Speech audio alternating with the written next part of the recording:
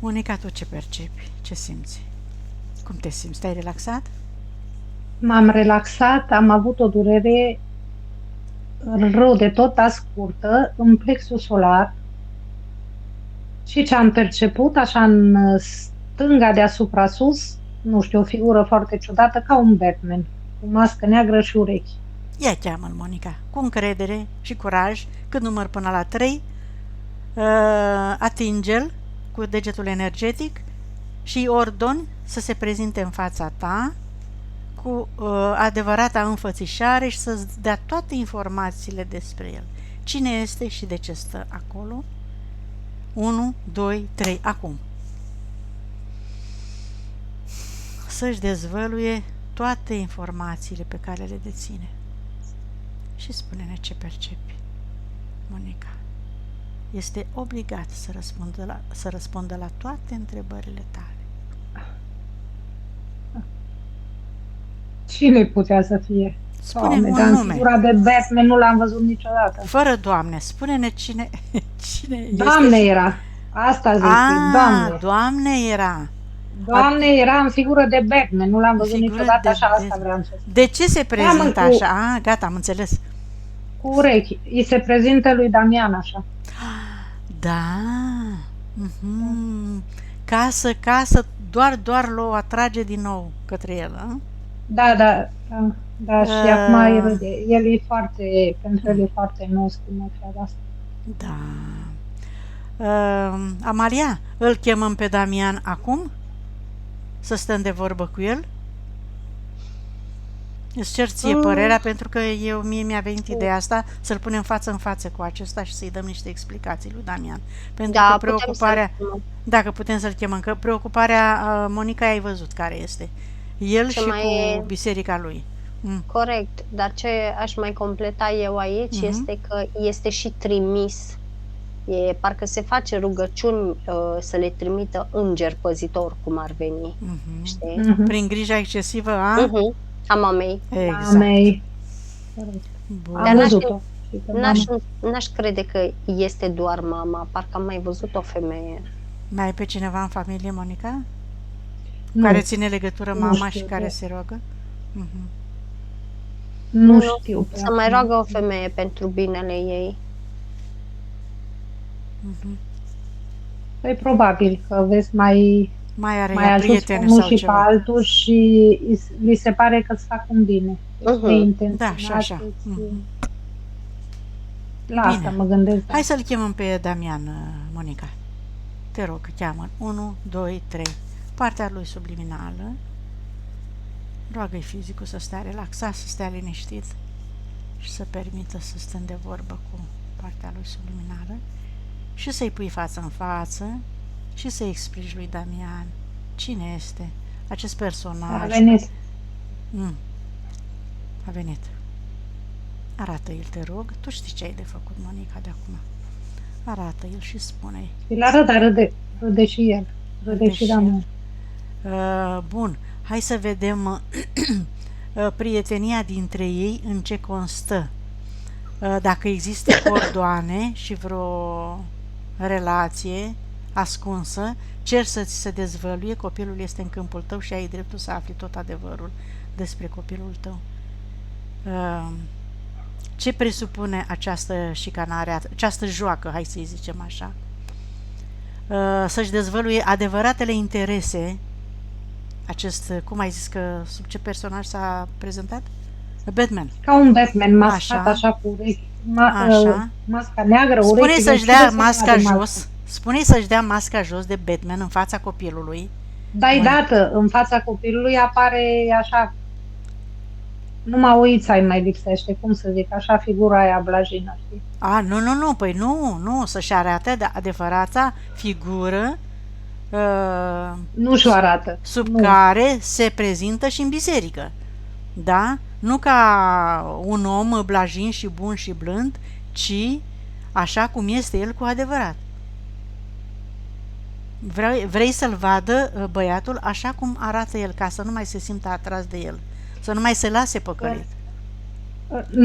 Nu-l văd, deci aceeași imagine rămâne, în schimb pe Damian îl aud că spune Doar știu cine ești. N-are, deci nu are, băiatul știe cine e. Bun, dar Îl vede nu vrea dincolo să-l de vadă mască. cu adevărat cum arată? Dar îl știe, îl cunoaște. Dar îl știe, asta zice. Bun, și continuă Nu-mi să-l... spune mie, îi spune lui. Dar râde de el, pentru, cred că de la masca asta, care tot asta zice, eu te știu cum ești, nu ești așa. Mhm. Deci nu percep nicio frică, dar nici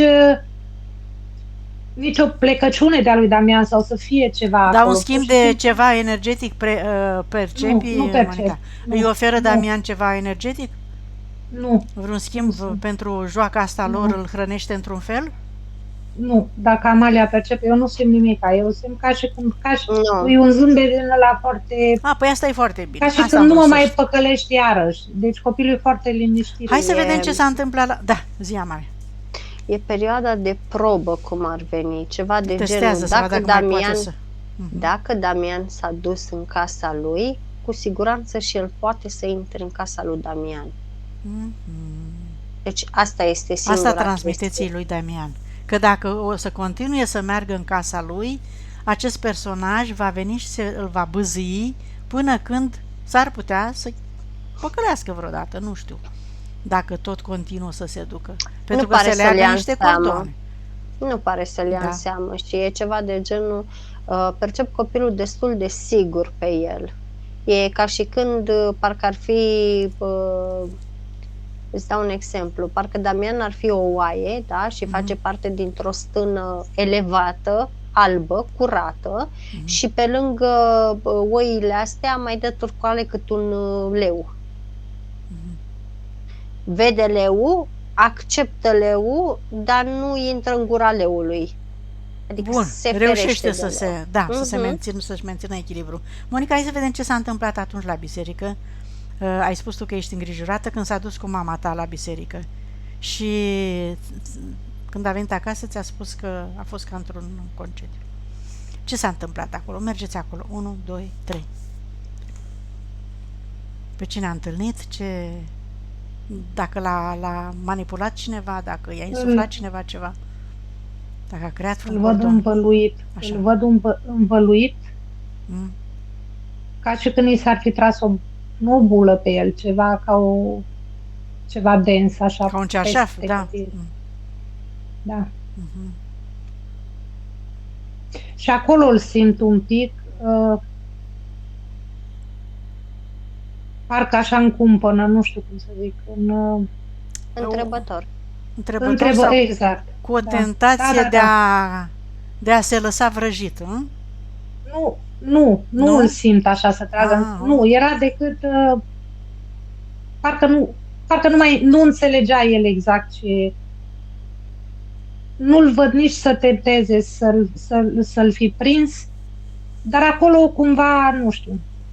Și a reamintit viețile în care a fost preot, în care a fost slujitor, în care a fost duhovnic, în care a fost, în care a prea slăvit, l-am auzit că spune.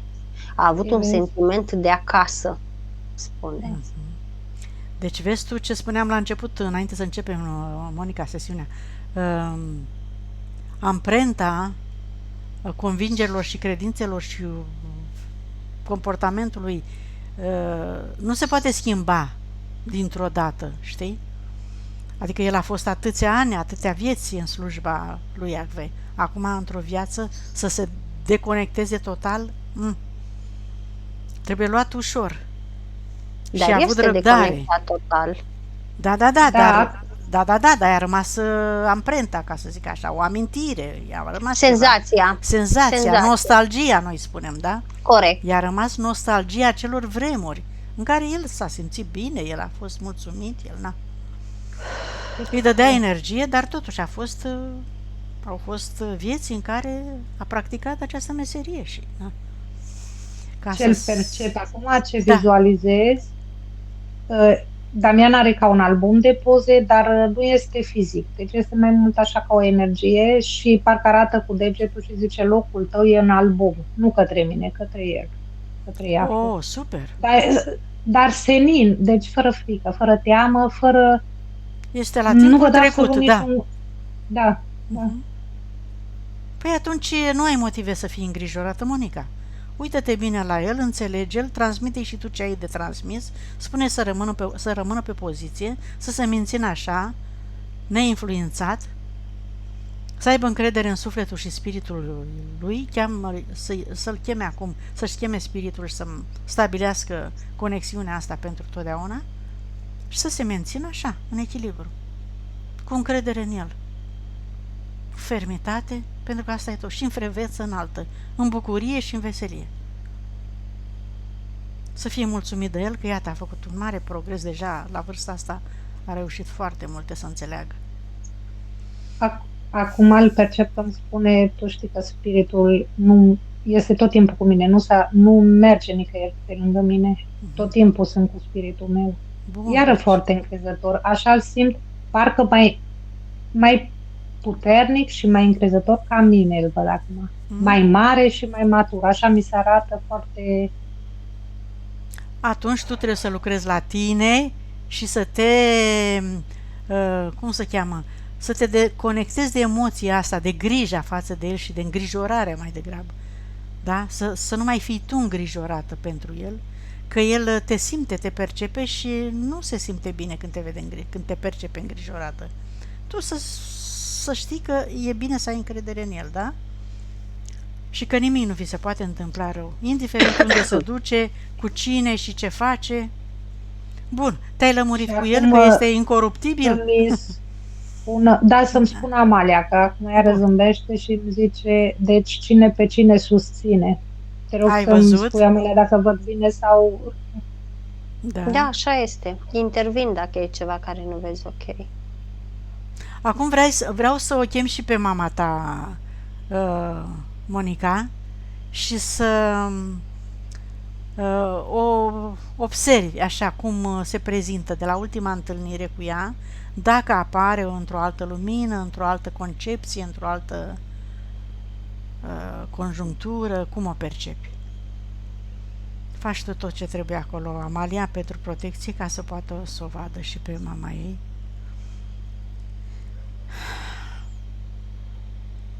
Nu văd nimic schimbat în bine, deci... E la fel?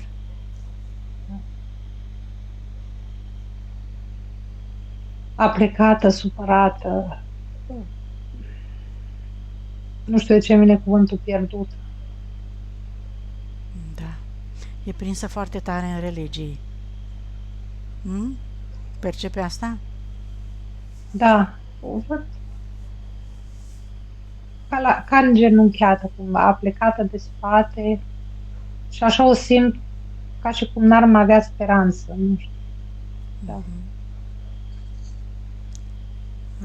N-avem voie, n-avem acceptul ei, n-avem voie să ne uităm la ea, nici la spiritul ei, așa e, Amalia, decât să mai cureți tu, Monica, încă o dată cordonul, dacă observi încărcătură ceva. Cordonul dintre noi nu-l văd închis. Nu văd niciun cordon. Nu văd decât așa ca o, cum să zic, ca o urmă de cordon, dar nu închis, ca o... Cum e, Amalia? Nu este închis, dar are cordon. Mai curăță-l odată și transmite toate informațiile, Monica. Mai curăță-l odată, spune-i te accept, te iert, mă iert, te accept și mă accept, așa cum suntem. Avem poate lecții de învățat, imediat o să te întreb și despre asta, dar acum transmite, după ce curăți cordonul, transmite-i prin iertare și acceptare, vă curățați cordonul și apoi transmite-i toate informațiile. Roagă să-și caute adânc în sufletul ei toate valorile, calitățile, puterea, adevărata iubire față de ea și sursa pură, libertatea de a se exprima, să-și caute, să-și cheme spiritul, pentru că, repet, este singurul care o ajută și o iubește cu adevărat și cu sinceritate. Și tot ce mai vrei tu să-i transmiți prin energii benefice, prin cuvinte benefice, da, bineînțeles, cu iubire,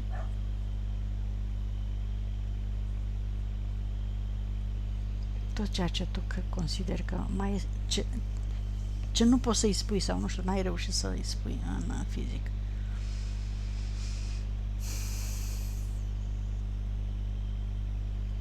Oricum nu pare să-l audă. Prea puțin. Exact asta am vrut să zic. Nu, parcă trec așa pe lângă ea, nu știu. Uh-huh. Bun, o lăsăm atunci. Trimiteți înapoi de unde au venit. Și vreau să te întreb pe tine, Monica, acum, să-ți întrebi spiritul. Care este misiunea ta în raport cu băiatul și cu mama? Care sunt lecțiile tale de învățat? La acest moment. Acceptarea. Deci eu nu vorbesc degeaba așa în vânt. Dar De acceptare. Ce? Acceptarea tot ce se întâmplă în jurul tău, Monica, așa cum sunt. Nu te mai strădui, nu te mai consuma ca să le schimbi. Ce se poate schimba de la sine prin influența ta, prin influența câmpurilor tale și comportamentului tău, bine. Ce nu forța nota că ți-o iei. Nu forțați nota să schimbați pe alții. Lecția ta este să accepti totul așa cum este în jurul tău. Asta nu înseamnă să stai cu mâinile în sân. Bineînțeles că am spus-o mereu. Să ne comportăm noi cu noi pentru noi și pentru binele celorlalți. Dacă să intrăm să schimbăm cu forța comportamentul celor din jur, indiferent cât îi iubim și că fac parte din familie, eu cel puțin la concluzia asta am ajuns și uite, Amalia repetă mereu asta în sesiuni.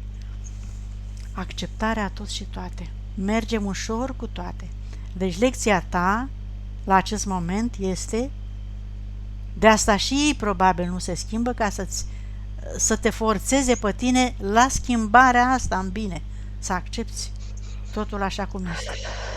Ce-ți mai transmite spiritul tău, Monica? Să nu mai fac griji, să nu mai fac griji.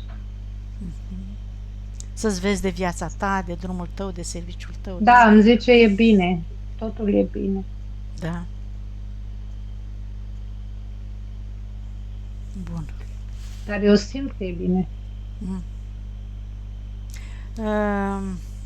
Uite, trebuia să te întreb, adineauri, că ai spus că ești curioasă de ce băiatul este atras de picturi. Întreabă spiritul, că sigur că da, copilul e mic și poți să primești informații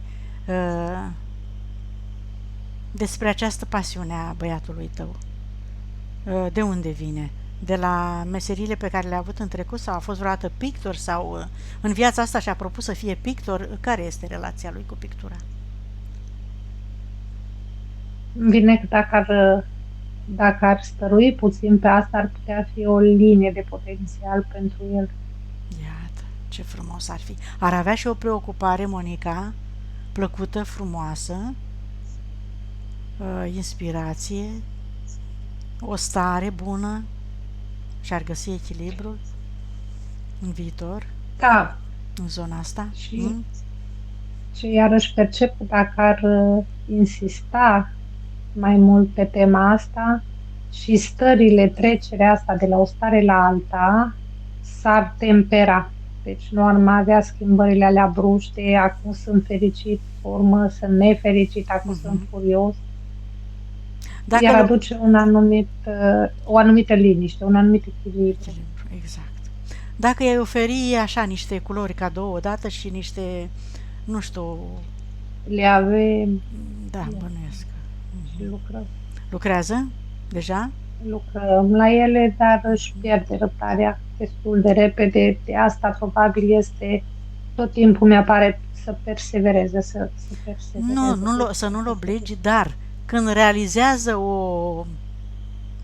când face o creație care îi place, să-l auzi și ca să fie mândru de el și să-și dorească să mai facă o lucrare, să mai finalizeze una de care să fie mândru. Rezultatele obținute, de care el este mândru, e foarte important pentru un copil. Îl determină să meargă mai departe. în sensul respectiv. Știi ce zic? Da. Bine. Momentan începe și nu termină. Aici are undeva, Păi da, pune la lucrări mai ușoare pe care să le poată termina. sunt lucrări care și le alege el și undeva aproape de final se oprește și începe altul unde nu duce până la final. Poți să găsești un mod de a-l premia dacă termină o lucrare, fără să-l forțezi. Un mod de a-l premia deosebit. Dacă cea mai mică o lucrare o termină, îi spui, pentru asta tu meriți un premiu, pentru că așa se oferă la mari pictori. În sfârșit, astea sunt amănuntele, mai discutăm. Hai să vedem ce mai avem de făcut, Monica. Ce mai vrei tu să afli? Deci ți-ai lămurit și cu mama, și cu băiatul, și cu misiunea pe care o ai la acest moment tu, pentru tine. Da. Amalia, tu ce percepi că ar mai avea ea nevoie? Iată, De o scanare pe spate. de o scanare pe spate. Hai să vedem ce i s-a atașat ceva, dacă a apărut ceva. Da, văd că a fost puțin bombardată pe spate. În special pe partea dreaptă de la coloană spre dreapta. E ca și când i s-a dat câteva șuturi și i-a cam îndoit câmpurile. Care este motivul, cauza pentru care a atins-o? Atac direct la persoana lor. Tot ea Când s-a revoltat la adresa lor atunci. Da. Răul și binele pe Terra, încă o dată spun, sunt inevitabile, iată. Deci până nu acceptăm existența lor, acestei dualități, vom fi mereu agasați și nefericiți. Asta e concluzia după atâtea exemple de acest gen. Bun. Și de la genunchi mai ia puțină energie neagră. Parcă ar fi niște ciuline, așa, zici că a trecut printr-o iarbă sau prins câțiva ciuline, așa, de sub genunchiul ei, pe spate. Da, se simte. Da, se simte și în fizic. Da, tu acum ești destul de senzitivă, Monica, după atâtea curățări. Da. Iar puțin dezechilibru chakra plexului solar, puțin dezechilibru chakra sacrală, puțină culoare de adăugat la chakra gâtului și o deschidere puțin cam forțată a chakra celui de-al treilea ochi. Acum i-am aranjat-o eu. E ca și când ceva de genul, cam cum văd eu aici, parcă am meditat profund de câteva ori și și-a extins foarte mult vederea. Și în felul ăsta parcă percepe prin ceață. În felul ăsta i-am mai închis-o puțin și e ca și când ar fi o lanternă din aia cu bătaie lungă, știi? Adică ce vede în fața ochilor ei sau măcar să primească răspunsuri fix la ce vrea ea. Nu interesează vederea periferică acum. Asta îi provoacă și câteva tensiuni în ceafă și în creștetul capului. Corect. Curăță, Monica, dă-ți comandă să cureți, să destructurezi toate aceste energii, creații, te eliberezi de toți și toate, transformi în energie pură, îți dai comandă să se echilibreze toți centrii energetici, toate câmpurile tale, să se uniformizeze, să fii protejată, total protejată.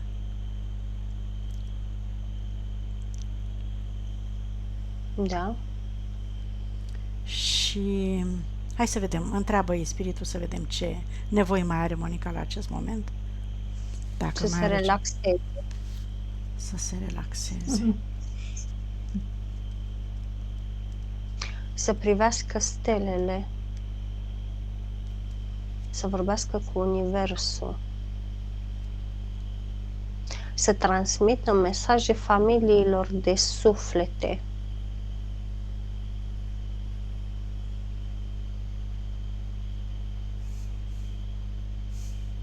Nu. Și tace. A înțeles și a găsit echilibru? A conștientizat? Este în echilibru Este. și nu este de preferat să aibă un echilibru. Permanent. Sau- Mi-a arătat, cum să spun, mi-a arătat Total. pe o linie așa să stea în echilibru tot timpul. Mi-arată că e ok să se balanceze sus, jos. Doar că până să la- nu intre ea în critică, în nemulțumire pentru asta, da? Să accepte că mai există și stări de dezechilibru în viață. Spiritul îi spune că va accepta. Da, sigur. E interesant cum se agită ea câteodată și râde.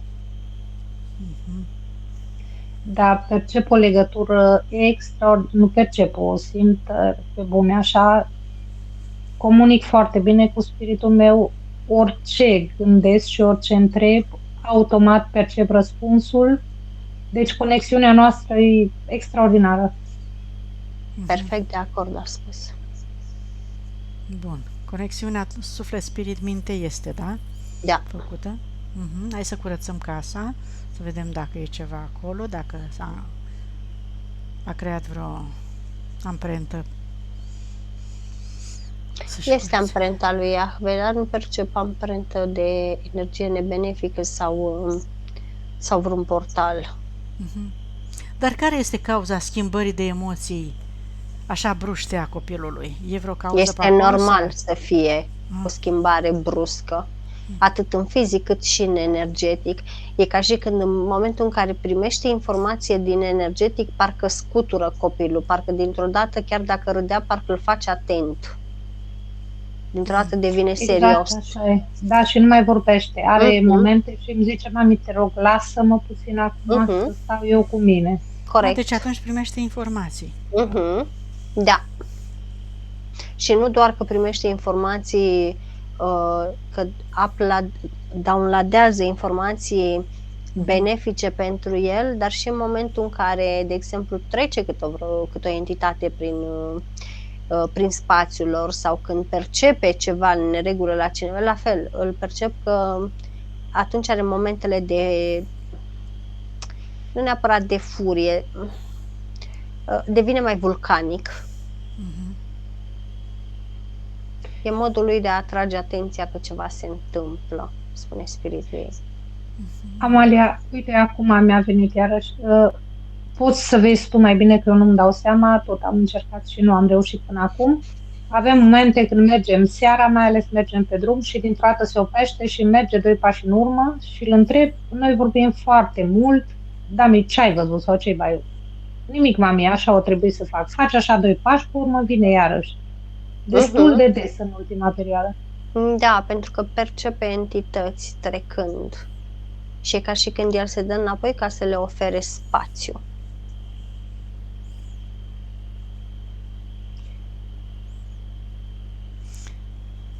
Da.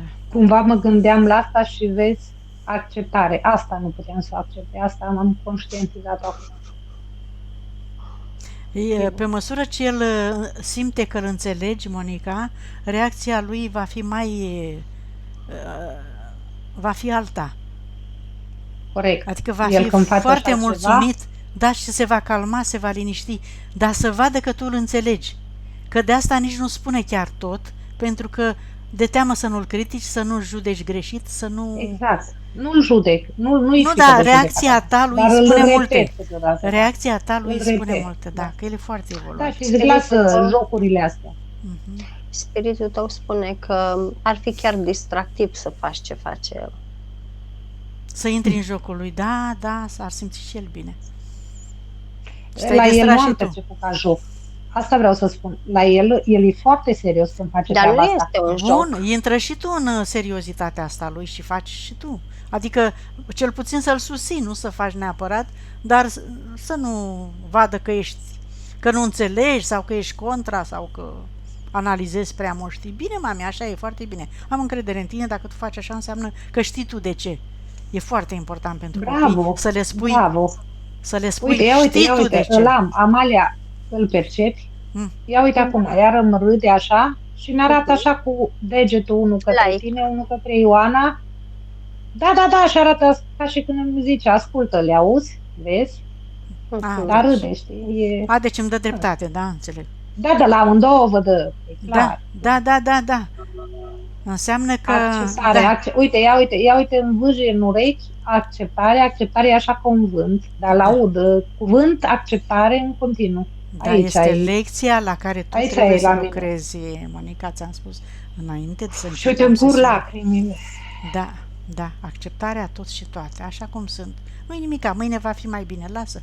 Și să-l înțelegi, asta e tot secretul, să simte el că-l înțelegi. Bine. Ce mai vrei să știi, ce mai vrei să înțelegi? O întrebare, vreau să știu ce e cu cățelușa și din ce cauză. Cățelușa mea era spirit și suflet. Cățelușa mea, din anumit motiv, a plecat parcă. Nu, așa simt, vreau... A murit sau a plecat de acasă doar? A murit. Bun. De ce a murit? Era bătrână cumva sau bolnavă? În fizic? Păi s-a îmbolnăvit așa foarte rapid și s-a dus. Ea era cu diabet și cu alte treburi, dar pur și simplu în câteva zile s-a înrăutățit starea și... E în astralul animalelor, o percep. Da, are suflet și are spirit, dar o să-i mai trebuiască o încarnare de animal. Bun, mai are nevoie de o încarnare ca să îi crească dar este normal să o fi perceput. E normal că i-am perceput spiritul înainte să plece, că comunica cu mine, înainte să plece, înainte să adorme. Dar toate spiritele animalelor comunică cu stăpânii. Da, dar nu în sensul ăsta, am înțeles, dar în sensul în care aproape verbaliza, cum să zic, și parcă era, îl auzeam. Da, așa este. Ți-a transmis ceva concret? Asta... Moni? Da. Deci, pur și simplu ca o îmbărbătare și spunea că pentru ea aici, până aici, legătura noastră a fost până aici. Deci era foarte, la Damian percep, cu el am legătura asta, o am și cu fata, dar niciodată n-am avut cu un animal să percep așa, deși am doi și cu celălalt nu simt, clar că îl iubesc, dar nu simt nimic, simt și iubirea lui, dar nu simt așa să am conexiunea. N-are suflet celălalt. Dar s-au mai întâlnit cu cel care a murit? S-au mai întâlnit? S-au mai întâlnit, da. Deci conexiunea voastră era mai veche, de asta erau trăirile astea, Monica. Și are suflet, avea suflet cățelușa astea. De-aia putea să transmită mult mai bine. Tot timpul înțelegeam din priviri și parcă îmi transmitea din priviri, dar acum, înainte să plece, pur și simplu au fost cuvinte care le absorbeam și le percepeam și le înțelegeam. Corect, și avea ochi umani. Da. Bine, deci e bine acolo unde este, da? Da, nu percep nimic. Dar de ce a murit? A fost vreun atac, ceva? Sau nu a fost niciun atac. Atât i-a fost contractul. Atât i-a fost șederea. Atât a ales să stea, am auzit-o că spune. De cele mai multe ori am înțeles că noi ne stabilim, da? Data plecării, nu? Da. A Maria. Și atunci când vine momentul, ceva trebuie să întâmple. Orică te îmbolnăvești din timp, orică una, orică alta. Și la ea asta a fost. Da, și într-adevăr așa este, pentru că am fost foarte supărată și îndurerată, mă rog, te atașezi de el, dar după comunicarea asta, a doua zi, am avut o împăcare, deci a dispărut durerea, ce am avut recunoștință pentru timpul nostru, pentru iubirea care am avut-o reciproc, dar din a doua zi, după ce cățelușul a murit, pentru mine s-au așezat apele total. Bine. Dar era nelămurirea de ce a plecat așa, brusc. Pentru mine s-a simțit că a plecat brusc. Da. Dacă mai ai întrebări, Monica, referitor la ceva, nelămuriri, Ce mă sfătuiește spiritul ce eu nu înțeleg încă din mesajele noastre? Că te străduiești prea mult. Aha, Mai lasă și să curgă Mi-a și tăiat-o viața așa direct. cum e. Da. Dar ți-am mai spus lucrul ăsta și n-ai vrut să le iei în seamă. Păi de asta întreb acum, ce nu înțeleg eu din ce îmi spune el și să mă Forțezi. învețe cum să le fac să le înțeleg. Nu. Cum să fac să le Forțezi înțeleg? nota. Să Nu, evoluezi. pur și simplu, când nu ți răspunde sau când îți spune stai sau așteaptă, chiar lucrul ăla trebuie să-l faci. Cu cât insiști mai mult, cu atât te vei agita mai mult. Răspunsul lui va fi același. Și agitația scade frecvența și n-ajungi nicăieri. Sau îți distrage atenția. Bine.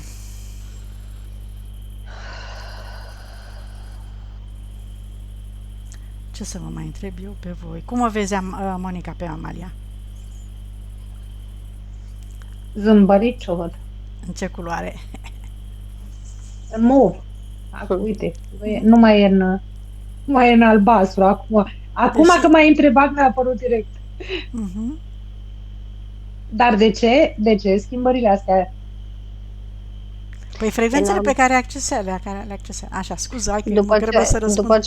După ce o să închizi înregistrarea, adu-mi aminte să-i spun de ce sunt în culoarea asta. Mhm.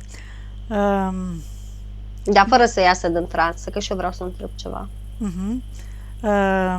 Bine, și uite-te și la mine, pe mine cum mă vezi, în ce culoare și în ce mod. Eu să mă uit. Tu să te uiți, Monica. Da, Ioana, tu ești într-un galben spre portocaliu, dar sclipicios. La Amalia n-am văzut sclipiciu, la tine îl văd. ce reprezintă sclipiciul ăsta? Că văd că ei place sclipiciul mai mult ca mine. Nu știu, de asta. Parcă ați inversat cumva. Nu Sau știu, vrea măi, și ea dar să fie sclipicioasă ca mine, cred că aici treaba. Ioana, nu tu ești sclipicioasă, culoarea e Culoarea, sclipicioasă. păi, În culoarea jurul mea. tău, da. Aura mea, da, câmpul meu. Ce reprezintă sclipiciul ăsta, dacă întrebi spiritul meu? Înțelepciunea. Bine. Acum vă mai țin 2 minute cu o altă întrebare, că sunteți amândouă aici senzitive. Să-mi spuneți voi ce reprezintă oglinzile. Care este enigma oglinzilor? De ce oamenii se tem să se uite în oglindă, să doarmă în fața oglinzii? De ce mitul ăsta, cât este de adevărat, că sunteți acum în transă și vă rog în primul rând să mă verificați, să vă spun eu părerea mea și Portale între dimensiuni cu trecere directă pe orice linie temporală, orice linie paralelă, trecut, prezent, viitor, toate cumulate în aceeași linie. E ca și când ai făcut un pas și ai ajuns prin intenție exact unde ți-ai dorit. Bun. Prin unele oglinzi poți face asta la propriu, prin altele poți călători în meditație. De ce este riscant? Este că de fiecare dată în fața ta vei avea o reflexie și e posibil, nestrunind foarte bine călătoria astrală, să nu mai știi oglinda prin care ai intrat și să nu te mai poți întoarce, să te rătăcești sau să rămâi captiv. Bun. Am întrebat și eu. Știți ce am perceput? Ia spune și tu, Monica, și după aia. Este o oglindă, dar nu este pe verticală, este pe orizontală, cu 3 găuri ca de tunel. O gaură te duce, deci pe găurile astea, parcă am intrat pe toate 3 în același timp. O gaură, parcă un tunel din ăsta ducea pe un mal pe malul mării, celălalt tunel te duce în munte și celălalt tunel te duce undeva unde nu știu unde ești, parcă ești în galaxie, cumva așa mi apare, ca și cum aș fi între stele.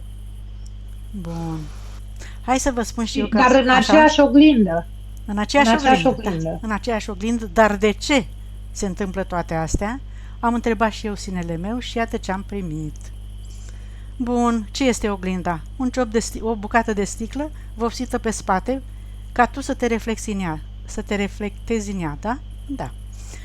Și dacă tu te uiți mai mult în această oglindă, ce vezi? Te vezi pe tine, da? Da, mă văd pe mine.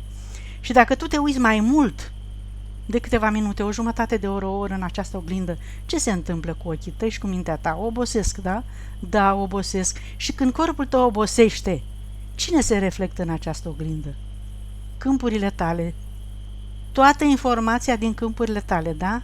Da, așa este, că eu nu mai văd și tu preiei mental, preiei informațiile din câmpul tău. În câmpul tău se află toată istoria ta, nerezolvată sau rezolvată.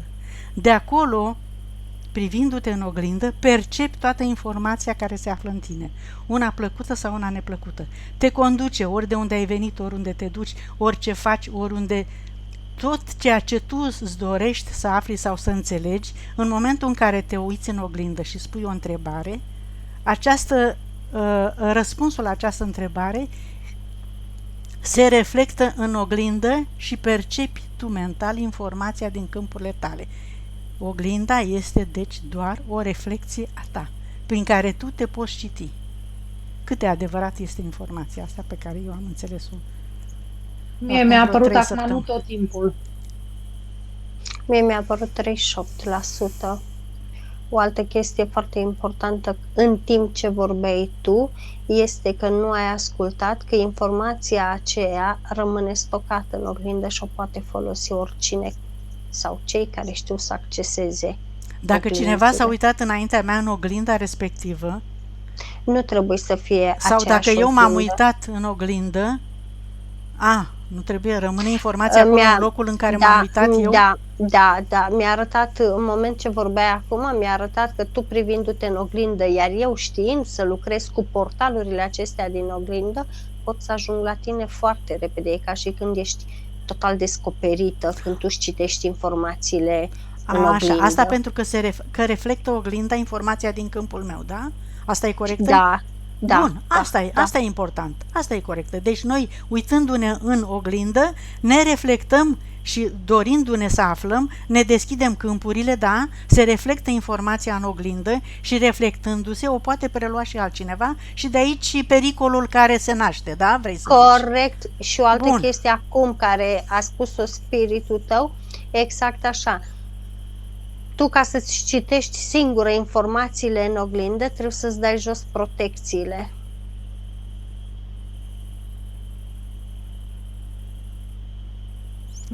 Pentru că altfel nu poți să ți le citești, da. Corect. Atunci e riscant și atunci e pericolul. Bun, deci eu am cerut doar explicații despre ce se întâmplă în oglindă, dar n-am făcut nici exercițiul pe care mi l-ai zis tu, Maria, nu am încercat să-l fac, dar mi-am adus... Poți să-l faci și la chestia aia merge să-l faci cu protecția pe tine. Aha, ok.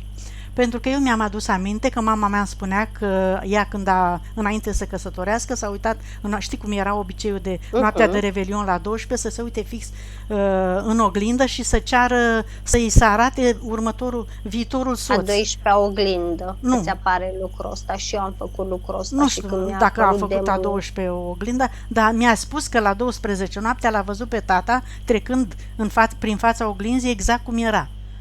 Corect. Ceea ce înseamnă că în câmpul ei, am dedus eu așa, că de aici am plecat în căutări, în informația ei exista un contract cu tatăl pe care trebuia să-l întâlnească și ea n-a văzut altceva decât i s-a deschis, i s-a arătat informația din câmpul ei. E corect?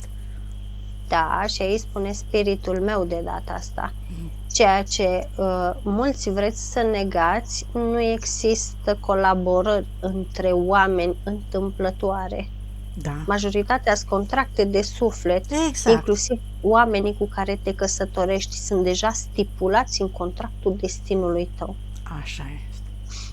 Așa crezi și eu. De-aia i s-a și arătat, pentru că ea a cerut să-și vadă ursitul și a arătat exact linia care trebuia să ajungă. Unele linii le alegem noi, altele linii sunt deja alese sunt destinate, de noi, cum zicem noi. Da. Corect. Sunt scrise în contractul destinului, în destin. De-aia se și numește destin sau soartă. După astea n-ai cum să te dai înapoi. Oricât ne-am dat noi peste cap, spune spiritul meu. Așadar, oglinda reflectă, dacă te uiți cu atenție și își dorești să vezi ceva, reflectă informația din câmpurile tale. Că ce se întâmplă apoi cu aceste reflexii este pericol. Am înțeles bine, Amalia? Da, ai înțeles bine și un lucru care iar îl completează spiritul meu, de ce spune mare grijă și mare atenție? Pentru că de obicei în informațiile respective pot sta și în ghilimele demonii tăi nerezolvați. Exact, și de asta prezintă pericol. Exact. Corect. Exact, Și se în reflectă momentul- și tot ce avem, și bine și rău, și bun și rău, Corect. și rezolvat și Și- nerezolvat. Este posibil ca în câmpurile tale să ai vreo entitate care în momentul când tu te uiți să-și citești informația, Da. entitatea aceea să prindă față și viață și în momentul Te acela, sperie. pe lângă faptul că te sperie, percep că poate să te împietrească la propriu. Mhm, mhm. Foarte impresionant este să vezi ceva așa ca fiind un om nepregătit ca să te uiți. De asta se și evită privitul în oglindă lung. Hai că am dezlegat enigma. Vă mulțumesc, fetelor. Ia spune, Monica, Acum dacă ai... spiritul meu îmi spune, zâmbind, ai înțeles acum de ce am spus nu întotdeauna? Mie îmi spune așa ceva. La ce Pentru se că referă? la oglinzi, Așa? când tu ai explicat punctul tău de vedere, răspunsul spiritului meu a fost nu întotdeauna vezi treaba asta în oglindă. Și acum zâmbind îmi zice, vezi, ai înțeles acum de ce? Nu întotdeauna vezi Da. numai câmpurile tale sau informația ta. Poți vedea Da, și vezi alte. și ale altora. Da, reflexiile. Da. Cum a zis Amalia, reflexiile altora. Da. Bun, fetelor, vă mulțumesc. Gata, dacă mai aveți ceva de completat, dacă nu, închidem aici. Monica, mai ai ceva? Acum Ți-ai am mai adus înțeles, aminte?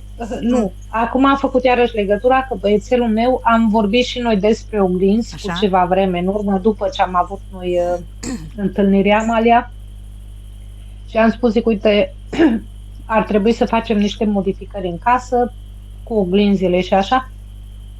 Eu nu i-am spus să nu se uite noaptea în oglindă. Eu am spus numai oglinzile din dormitor trebuie să le scoatem și să punem altceva.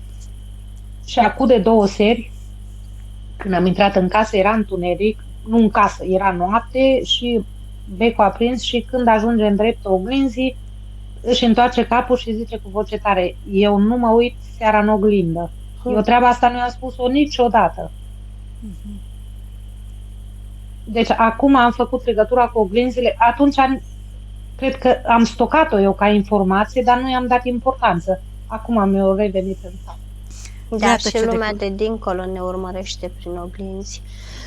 Da, este un obicei în România să se acopere oglinzile după ce moare omul din casa respectivă.